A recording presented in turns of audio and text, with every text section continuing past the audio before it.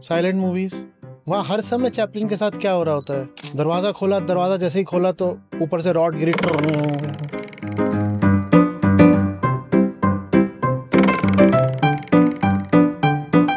जिंदगी हंसने तो देगी नहीं बहुत देर तक, वैसे भी कैसे रोते रोते हंसी है।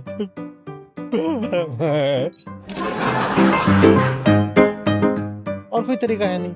एक बार लगा था कि सब कुछ खत्म हो गया, लेकिन फिर से दोबारा ये आपको लगता है और ये लगता है। सुनिए ये आपको लगता है और लगता रहेगा, ठीक है। क्या सोच के आए थे? संसार बहुत खुश होगा, शाबाशी देगा।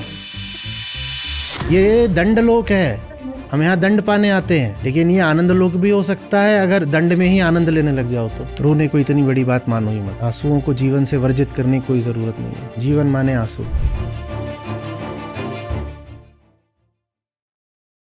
नमस्ते आचार्य जी। जी जी जी। आचार्य जी, जो मेरा प्रश्न है वो सामने रखने से पहले मैं दो तथ्य बताना चाहूंगी अपने जीवन से जुड़े, जिसकी वजह से मुझे लगता है कि मैं आपके सामने अपना प्रश्न बेहतर तरीके से पूछ पाऊंगी। तो जो मेरी दादी हैं, उनका निधन जब मैं 5 साल की थी तभी हो गया। माता जी किसी बात कर हाँ, दादी का ठीक ठीक दादी है, हाँ। हैं। हाँ। और उसके बाद जो मेरी कजिन बहन थी, वो क्योंकि काफी बड़ी थी, तो 12 वर्ष की आयु में ही उनका विवाह हो गया। वो चली गई। वो मैं उनसे बहुत क्लोज थी और मैं सारी बात उन्हें ही बताती थी। तो जब तक वो थी मेरे साथ, तब तक जो मेरा परफॉर्मेंस भी था, मैं 8वीं कक्षा में थी, तो वो तब तक बहुत अच्छा रहा। केवल वही लक्ष्य दिखाई देता था कि बेहतर से बेहतर बनना है। क्लास में भी सर्वश्रेष्ठ ही रही मैं। उसके बाद जो वर्ष थे वो काफी कठिन थे। मुझे ऐसा एहसास हुआ कि एक डिसफंक्शनल परिवार है, अबैंडनमेंट है, निग्लेक्ट है। जब कॉलेज में दाखिला हुआ तो यही समझती हूँ कि संयोग था कि दिल्ली विश्वविद्यालय के एक काफी अच्छे कॉलेज में दाखिला मिला। वहाँ 3 वर्ष परफॉर्मेंस दोबारा बहुत अच्छा रहा, और मतलब हर चीज में बहुत मन लगता था। वहां से निकलने के बाद नौकरी की, वो भी ठीक थी। लेकिन जो मेन चीज है जो परेशान करती है वो ये है कि जो मेरा जो परफॉर्मेंस है वो बहुत ज्यादा इन्वायरमेंट पर डिपेंड कर जाता है। इमोशनल डिपेंडेंसी बहुत ज्यादा है, जो गलत है। मुझे कई बार स्वयं भी इस चीज का एहसास होता है कि मैं बहुत विक्टिमाइजेशन की तरफ तो नहीं जा रही हूँ। तो बाहर का वातावरण कैसा भी हो, किसी भी तरह के लोग मिल रहे हो, चाहे इंटेलेक्चुअल स्टिमुलेशन नहीं भी मिल पा रहा हो, उस भी स्थिति में अच्छे से अच्छा परफॉर्म कर पाना, आगे बढ़ते बढ़ते रहना, इतना अपने आप को सक्षम नहीं पा पाती हूँ मैं। जब भी मुझे घर वापस आना होता है, चाहे कुछ भी दिन के लिए आना हो, तो बिल्कुल एक विड्रॉल हो जाता है, बहुत ही ज्यादा एंग्जाइटी, डिप्रेशन, वो सब चीजें दोबारा से दिमाग में वापस आती हैं कि मुझे किसी ने अपनाया नहीं है, यहाँ कोई अपना नहीं है। आपका नाम मेरे से नाम अपना एक बार नाम बताएंगे फिर से। हिमांशी। हिमांशी जी, आपकी आवाज़ कांप रही है। ठीक ठीक ठीक है। आप देख रही हैं आपकी आवाज़ कांप रही है। हम्म। अच्छा। आपने आपने फिल्में देखी होंगी जहाँ जहाँ कॉमेडियन होता है एक। हम्म। और अक्सर जो कॉमेडियन होता है वो पिट ही रहा होता है। आप कितना हंसते हो कि नहीं हंसते हो? भारत में तो फिल्मों में कॉमेडी आई भी नहीं थी तब तक। चार्ली चैपलिन की याद है? Silent movies. वहाँ हर समय चैपलिन के साथ क्या हो रहा होता है? दरवाजा खोला, दरवाजा जैसे ही खोला तो ऊपर से रॉड गिरी। हम्म। आगे बढ़े तो आगे पानी रखा हो तो फिसल के गिरे, और फिसल के गिरे तो जमीन हिली तो कोई और डंडा आके सर पे गिर गया। हम्म। कोई बहुत पहलवान सा आदमी सामने खड़ा हुआ है, उसने चाटा मार दिया तो ऐसे गोल गोल गोल गोल गोल गोल घूम रहे हैं, और गोल गोल घूम रहे हैं तो आप क्या कर रहे हो? और जोर से हंस रहे हो। और वो बात अभी भी रहती है। आप कभी हंसते हो किसी पे जो बहुत महान हो, जो बहुत ऊंचे काम कर रहा हो, जिसकी बड़ी उपलब्धियां हो रही हो, और हंसते तो आप खूब हो। किस पर हंसते हो? जो पिट रहा हो, है ना? जो पिट रहा होता है उससे खूब हंस रहे होते हो। उसके साथ कैसे कैसे काम हो रहे होते हैं, और हंसी हमें आती ही तभी है जब हम दुख देख रहे होते हैं किसी का। हंस लेते हो कि नहीं हंस लेते हो? पिटाई दुनिया में सबकी होती है हिमांशी, आप अकेले की नहीं हुई है। समस्या ये नहीं कि पिटाई हो गई, समस्या ये है कि अपने पे हंस नहीं पा रहे हो। जैसे दूसरे की पिटाई देख के हंसते हो, चैपलिन पिट रहा है आप हंस रहे हो, वैसे आप भी पिट रहे हो, आप हंसो ना। आपकी आवाज क्यों कांप रही है?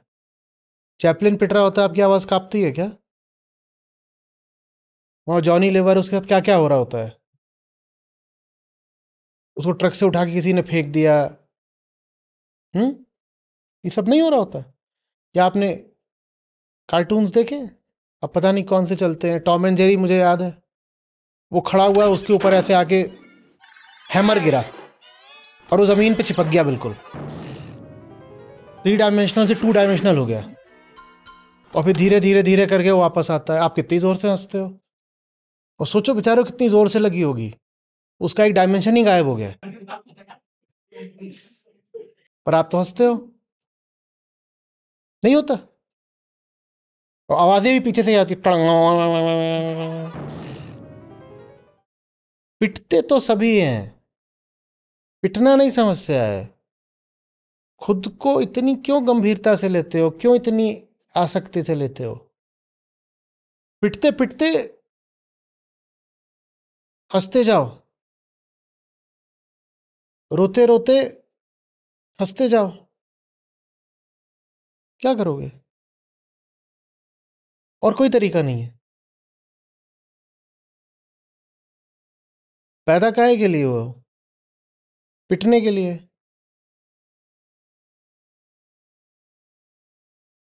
पिटने को एक ही जवाब हो सकता है कि पिटते पिटते भी फिर पीटने वाले को भी बड़ी चिढ़ लगती है। कभी आप किसी को पीटो तो आपके साथ जो बड़े से बड़ा जुल्म हो सकता है वो ये कि आप उसे पीट रहे हो और जोर जोर से हंस रहा है। इतना बुरा लगेगा वही। और आपको कोई पीट रहा है वो, और आपकी आवाज कांपने लगे, तो जो पीट रहा है वो तो जीत गया।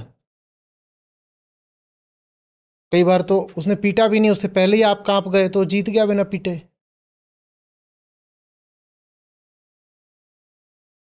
हम्म? सब पिट रहे होते हैं, कौन नहीं पिट रहा होता? और लगातार ही पिट रहे होते हैं। समस्या ये भी नहीं है, देखिए, कि आपकी आवाज कांप रही है। आप अभी बिल्कुल अब बिखरने को हो रही है कि नहीं? उसमें भी समस्या नहीं है। समस्या ये है कि बीच बीच में हंस नहीं देती। हंसिए, फिर रोइएगा। जिंदगी हंसने तो देगी नहीं बहुत देर तक वैसे भी, तो ऐसे रोते रोते हंसिए।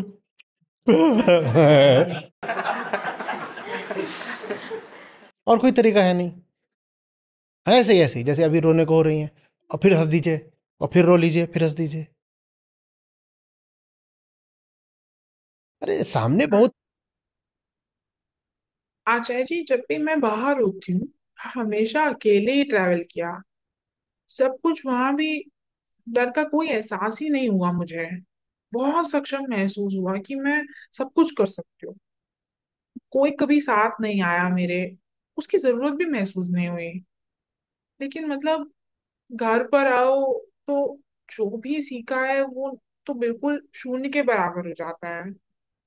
उस चीज में ऐसा लगता है कि खुद को ही समझ पाने में तकलीफ होती है। ऐसा कब तक चलेगा?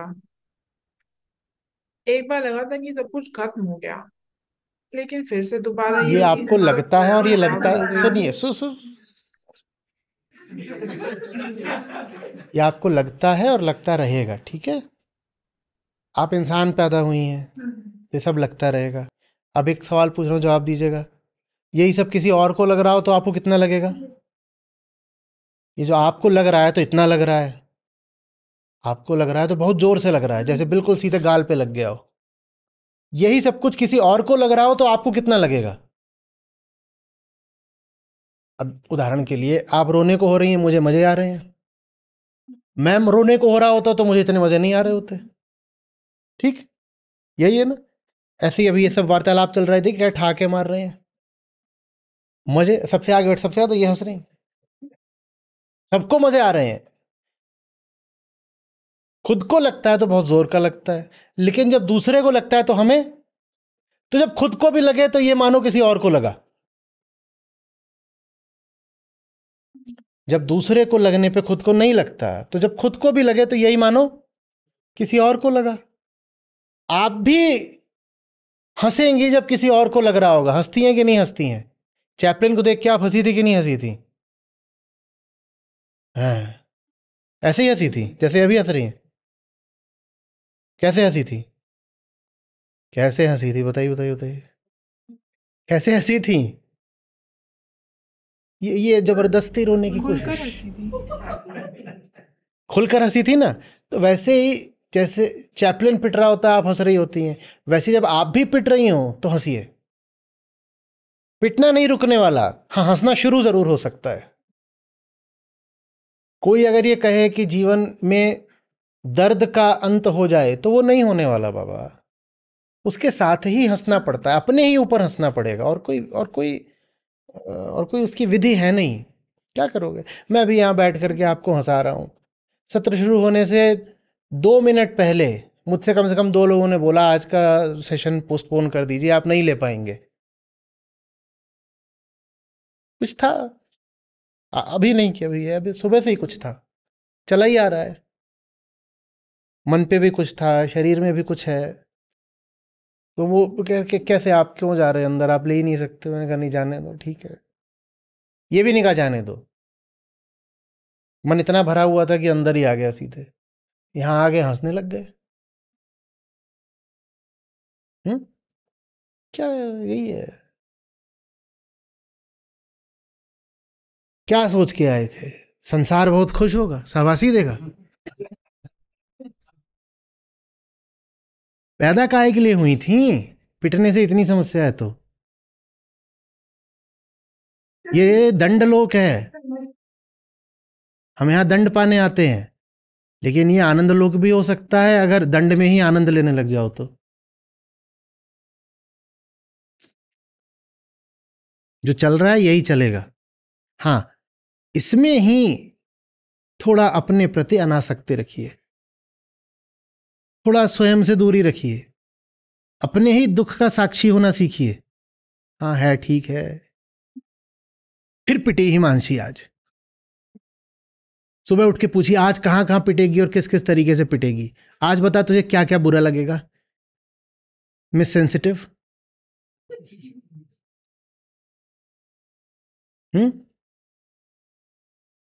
चाय पीजिए, सुबह सुबह उठी हैं, अब इतनी सेंसिटिव है तो क्या बोलेंगी? This is sensitivity. यार कोई तो, अब कितनी जोर से मुझे लगा है, मैंने इतना सड़ा हुआ पीजे मारा और किसी को समझ में नहीं आया। आप कौन सी चाय पियेंगी सुबह? सेंसिटिविटी। हंसिए। बोले चाय ज्यादा गर्म है, बोले आंसू मिला लो ठंडी हो जाएगी। कहे कि रोना तुम्हें हर समय है। शक्कर ज्यादा हो गई, कोई बात नहीं, रो दो थोड़ा उसमें।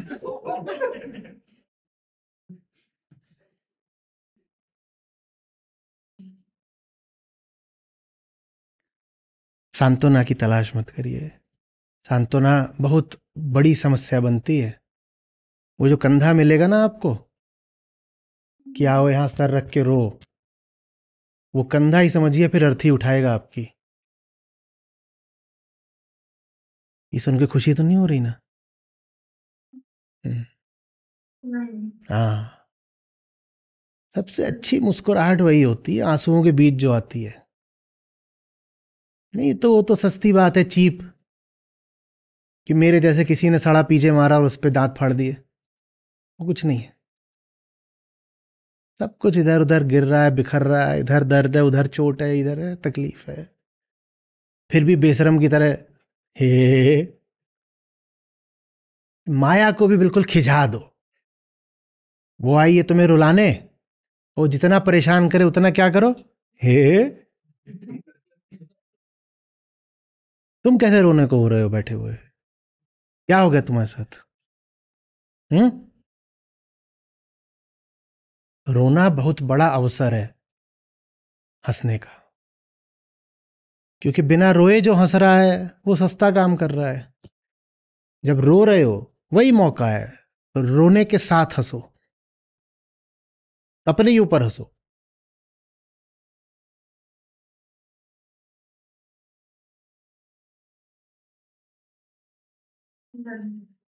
वो कल्ट मूवी है, नाम क्यों नहीं याद आ रहा मुझे, नसीरुद्दीन शाह और जाने भी दो यार। तो जाने भी दो यारों में वो जो कमिश्नर होता है जो मरता है, तो ये उसके यहाँ जा रहे हैं और वहां पर केक रखा हुआ है, और वहां खिड़की के बाहर उन्होंने एक को खड़ा कर दिया है। हम्म? और ये ऐसे ही है बिल्कुल, आधे भूखमरे, और खिड़की के बाहर जो खड़ा हुआ है ये अंदर घुसा है उसके कमिश्नर के केक में। तो ये कमिश्नर के साथ केक खा रहा है, वो जो बाहर है वो सीटी मार रहा है कि केक तू ही खाता रहेगा क्या। तो बोल रहा है खाने का तरीका बताता हूँ, थोड़ा खाओ थोड़ा फेंको, थोड़ा खाओ, और खिड़की से बाहर फेंक रहा हो, लपक लपक के खा रहा है। ऐसे ही थोड़ा रो थोड़ा हंसो, थोड़ा रो थोड़ा हंसो। रोने के बाद में नहीं, रोने के बीच में। हम्म?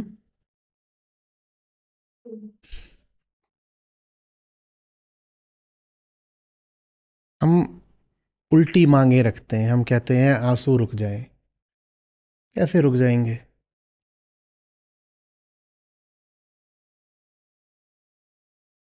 आंसुओं के साथ साथ कुछ और आ सकता है, मुस्कान।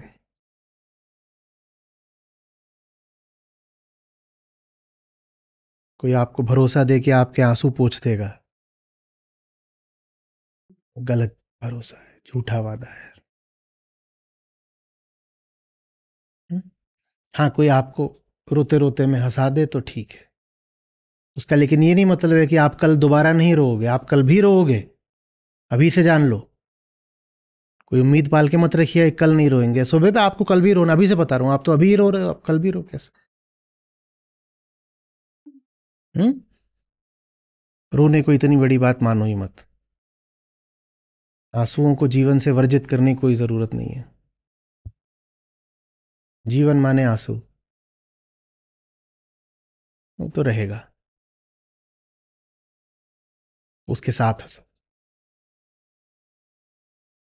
ये जो हमारा फोक कल्चर बन गया ना, लोक धर्म, क्या, अरे नहीं, रोना तो बुरी बात है, let's all present a smiling facade. तू भी हंस रहा है, तू भी हंस रहा है, कुछ नहीं, झूठ।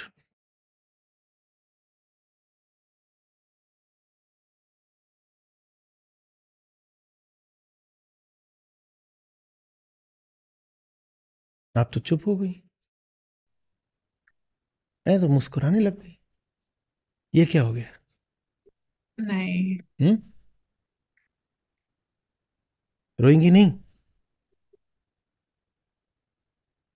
नहीं, वो तो सर हमेशा ही चलेगा, पर जो जितना थोड़ा बहुत आंसू आते हैं अपने अंदर से ही वो ताकत विकसित करनी पड़ेगी, लेकिन ताकत नहीं, अगंभीरता, फ्रीडम। हम बहुत चिपके रहते हैं अपने आप को, पता नहीं क्या मानते हैं, मतलब बहुत बड़ी चीज है। हम रो दिए, हमको गम,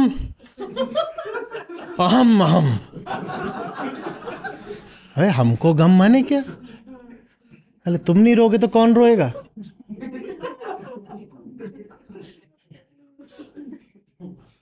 क्यों इतना गंभीरता से लेना है खुद को?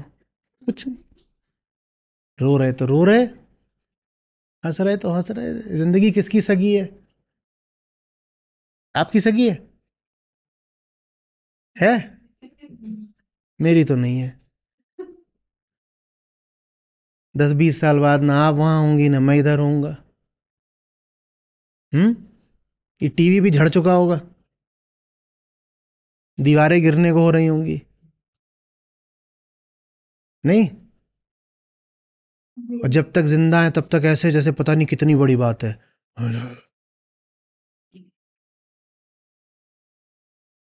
तेरी कसम खा के कहता हूं, तेरी आंखों में आंसू नहीं आने दूंगा। आंखें फोड़ दे उसकी, और कोई तरीका नहीं आंखों के आंसू रोकने का। आंख है तो आंसू भी रहेगा। आशिक की औलाद जबरदस्ती आंसू के पीछे पड़े हैं। वो अभी एक आई थी, तुझे रोने नहीं दूंगा, जानवर करके। क्यों नहीं रोने देगा? जबरदस्ती है। मैं रोऊंगा, रोक के दिखा।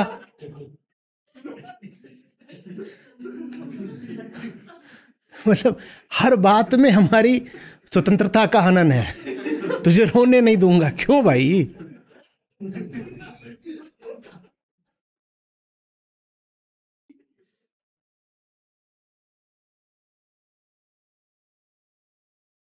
ये एक एक कल्चरल चीज है कि उदासी में और आंसुओं में कोई समस्या है। कोई समस्या नहीं है। समस्या ये है कि आप इसको बड़ी बात मान लेते हो, बहुत गंभीरता से ले लेते हो। आती जाती हवाएं हैं, ठीक है। सर दर्द नहीं होता कभी, नाक में दर्द नहीं होता, दांत में दर्द नहीं होता, वैसे ही ये है। जीवन के रंग है, मौसम है, बदलते रहते हैं। कभी सुख लगता है, कभी दुख लगता है, कभी बिना बात की उदासी छा जाती है, कभी सुबह उठते हो यूं ही मौज आ जाती है। होता नहीं है? कोई पूछता भी है आज क्यों प्रफुल्लित इतने, कोई कारण नहीं होता। तो किसी किसी दिन ऐसे ही मुंह लटकाए घूम रहे हो, कोई पूछता भी है क्या हो गया, कोई कारण नहीं होता। इन सब बातों को कौन गंभीरता से ले? अभी झड़ जाना है, राख हो जाना है, फिर कहां जाएगी तुम्हारी उदासी? आप जहां बैठी वहां धूल है आसपास, थोड़ा उठाइएगा ऐसे ही रगड़ के, उठाइए जहां कहीं हो, दिखाइए कैमरे में। हाँ, ये भी बहुत गंभीर थी अपनी उदासियों को लेके। अभी आपकी उंगली पे ऐसे बैठी हुई है, उससे भी आप पूछेंगी ना कि any life lessons from your experience please, तो यही बोलेगी। इन सब चीजों को इतना महत्व नहीं देते। धूल का कण कण कभी अपने आप को, अपने अस्तित्व का, पूरे ब्रह्मांड का केंद्र समझता था।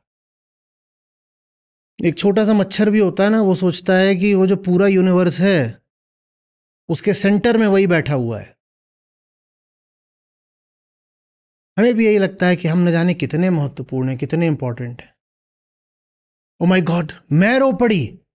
हाँ, रो पड़ी तो रो पड़ी, इसमें क्या हो गया? आराम से रो, खुल के रो। रोने की एक मूल वजह यही लगती है कि जो कमजोरियां भीतर घर कर चुकी हैं, कि एक इमोशनल डिपेंडेंसी वाली, वो ऐसा लगता है कि वो मेरा पीछा छोड़ेंगी ही नहीं। तो समस्या वो है कि अपने आप से ही जो बाहरी वातावरण है वो जैसा भी हो, वो वैसा रहेगा ही रहेगा, चाहे आप कहीं भी चले जाओ। जिस वजह से आप अपने रोने को महत्व देती हैं ना, ठीक उसी वजह से कमजोरियां भी भीतर बैठी हुई हैं। रोना समस्या बनता है जब आप उसके साथ जुड़ती हैं, और कमजोरी भी तभी तक रहती है जब तक आप उसके साथ जुड़ती हैं।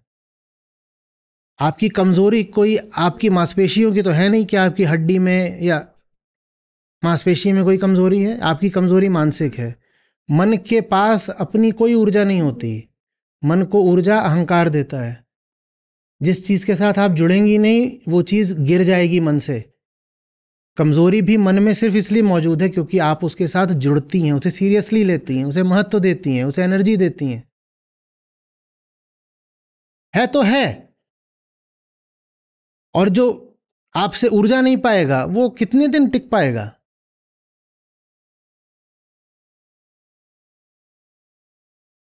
ऊर्जा बस ऐसे ही नहीं मिलती है किसी चीज को कि आप उसको बढ़ाएं। आप जिस चीज को बहुत दबाएं उसको भी आप ऊर्जा दे रहे हो। एक स्प्रिंग है, उसको आपने एक्सटेंड किया तो उसकी पोटेंशियल एनर्जी क्या हो गई? एक स्प्रिंग है, उसको आपने एक्सटेंड कर दिया तो उसकी पोटेंशियल एनर्जी क्या हो गई? आपने उसको कंप्रेस कर दिया तो पोटेंशियल एनर्जी क्या हो गई? तब भी बढ़ गई। किसी चीज को बढ़ाओगे, कहोगे वाह क्या बात है, तो भी उसे एनर्जाइज करोगे। उसको सप्रेस करोगे तो भी उसे एनर्जाइज करोगे। वो जैसा है उसको वैसा छोड़ दो ना। और सबकी प्रकृति अलग अलग है, जैसी प्रकृति है उसको बहने दो, उसके साथ बहुत चिपका चिपकी मत करो, तो वो अपने संतुलन में अपनी धारा में बहेगी। आपको कोई आदर्श थोड़ी स्थापित करना है कि ऐसा ही होना चाहिए। सब अपनी अपनी तरीके के हैं, प्रकृति तो सबकी भिन्न होती है। हर व्यक्ति प्रकृति से भिन्न है। उसका काम, ये बहुत सूक्ष्म बात है समझिए, हमारा काम अपनी प्रकृति को दबाना नहीं है, हमारा काम अपनी प्रकृति से निर्लिप्त रहना है। प्रकृति अपना काम करे, हम अपना काम करेंगे। हम अध्यात्म का मतलब समझते हैं कि प्रकृति को डंडा मार मार के तोड़ देना है, भगा देना है। डंडा भी मारोगे तो एनर्जाइज हो जाएगी।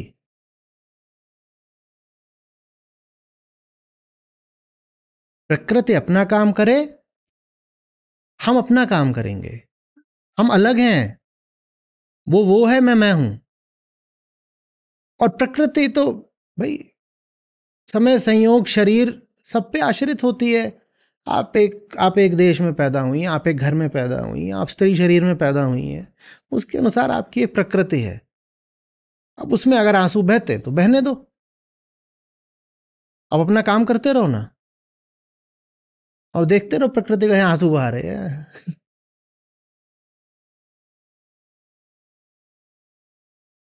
एक मन में छवि पकड़ ली है, आंसू गंदी चीज है।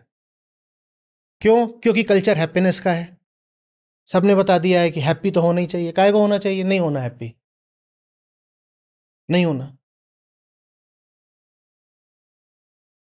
पुराने जितने आप ग्रीक फिलोसोफर्स हैं, आप उनकी चित्र देखिए, और जो ग्रीक गॉड्स हैं आप उनकी मूर्तियां देखिए, दिखाइए कोई हंस रहा हो तो। हिंदू देवी देवताओं के चित्र वगैरह होते हैं, उनको देखिए, बताइए कौन हंस रहा है? इतना ही नहीं है, ये जो पुराने ग्रीक गॉड्स वगैरह हैं, आप उन्हें कपड़े देखिए, सबके पेट थोड़े थोड़े निकले हुए हैं। ये भी एक कल्चरल बात है कि पेट एकदम अंदर ही होना चाहिए। न तो हंसना जरूरी है, ये मन की बात, न तन को किसी एक विशिष्ट रूप में रखना जरूरी है।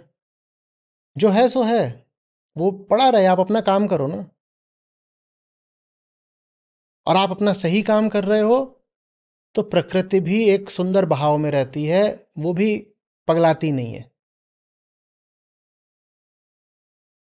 प्रकृति को भी भ्रष्ट पुरुष का स्पर्श ही करता है। पुरुष माने अहंकार, नहीं तो प्रकृति भी अपना काम जानती है। किसी का पेट खराब होता है जब तक उसका मन ना खराब हो। जब खोपड़ा खराब होता है तभी तो पेट खराब होता है ना। खोपड़ा खराब है तो इतना सारा खा लिया, या खोपड़ा खराब था तो कुछ नहीं खाया, तो पेट खराब है। तो प्रकृति को भी कौन खराब करता है? शरीर को भी कौन खराब करता है? हाँ? पुरुष की उसके साथ लिप्तता। नहीं तो प्रकृति में एक मासूमियत होती है। जब पुरुष उसके साथ छेड़छाड़ करता है तो प्रकृति अपनी मासूमियत खो देती है। पुरुष माने ये नहीं कि कोई और है, मेल। पुरुष माने आप, अहंकार। हाँ। जो कर रही है प्रकृति करने दीजिए। बकरी बकरी की तरह चलेगी, कुत्ता कुत्ते की तरह, गाय गाय की तरह। आप काहे कौन सी उम्मीदें पाल रहे हो? रोना है तो रोए, अब आपने तो नहीं फैसला किया रोने का ना। कुछ होगा आपके, आपकी रासायनिकता में, आपकी जैविकता में कि रोना ज्यादा आता है, किसी को रोना ज्यादा, तो रोए भाई, क्या करें। रो रहे हैं कुछ करना, ठीक है, सो रोते रोते सत्र देख लो। ठीक है। और जब गौर करोगे कि रो रहे हो और सामने सत्र चल रहा है, तो हंसी भी छूट जाएगी, तो हंसते भी जाओ साथ में। रोते रोते नहा लो, कुछ भी कर लो। क्या है? हम्म? बीच वगैरह पे जाने की जरूरत ही नहीं है, घर में ही सलाइन वाटर है। देखो आप मुस्कुरा दिए। ऐसे ही सड़े हुए चुटकुले खुद को मारा करो ना। मैं तो हमेशा ही, कोई पूछे आपकी खूबसूरत त्वचा का राज क्या है, गाल इतने आपके चमक कैसे रहे, बोले सेलाइन वाटर बाथ। खुद ही हंसा करिए।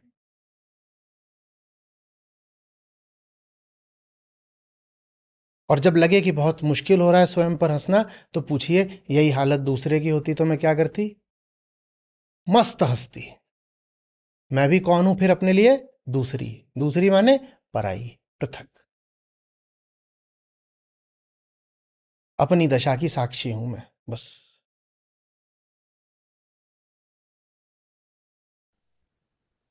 हम्म। धन्यवाद आचार्य जी। जी।